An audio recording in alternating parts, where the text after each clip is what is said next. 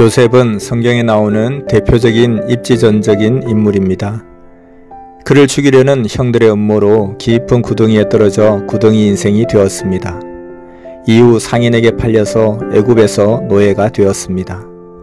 목숨은 건졌으나 여전히 바닥 인생이었습니다. 더 나아가 보디발 장군 아내의 유혹을 이긴 결과 감옥에 떨어지게 되었습니다.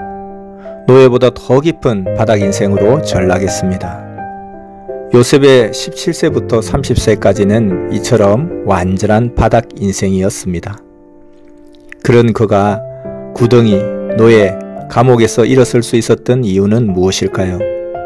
요셉은 위치에 초점을 맞추지 않고 관계에 초점을 맞추었기 때문이었습니다. 대부분의 사람들은 어려움과 고난에 처하게 되면 자신의 비참한 위치에 초점을 맞춥니다. 부르짖는 내용도 이 험악한 위치에서 건져달라는 기도가 대부분입니다. 기도는 간절한데 내용은 위치 변화에 대한 부르짖음입니다. 고난의 상황에서는 그럴 수 있으나 좀 형편이 나아진 상황에서도 위치에 대한 부르짖음만 있다면 지극히 기복적인 신앙입니다. 요셉은 어떤 상황에서도 위치보다 관계를 점검했습니다. 성경은 여호와께서 요셉과 함께 하심으로 형통한 자가 되었다고 말합니다.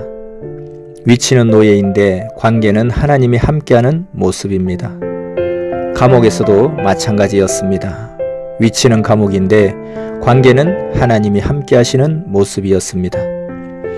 심지어 애굽의 총리가 되었어도 위치보다 관계에 관한 관심이 컸습니다.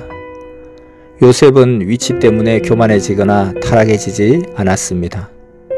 총리임에도 불구하고 여전히 하나님의 쓰임받는 사람이라는 의식을 잃지 않았기에 자신을 죽이려던 형들을 절대 권력자인 총리로서 만났을 때도 당신들이 나를 이곳에 팔았으므로 근심하지 마소서, 한탄하지 마소서, 하나님이 생명을 구원하시려고 나를 당신들 앞서 보내셨나이다고 말했습니다. 이를 통해서도 그가 집중하는 것이 무엇인지를 알 수 있습니다. 성공하는 마음은 상황과는 별개로 하나님과의 관계 회복에 초점을 맞추는 것입니다. 바닥이면 어떻습니까? 하나님과 바른 관계라면 그것이 부흥입니다. 내가 사망의 엄침한 골짜기로 다닐지라도 해를 두려워하지 않을 것은 주께서 나와 함께 하심이라. 주의 지팡이와 막대기가 나를 안위하시나이다 하고 시편 기자가 고백했습니다.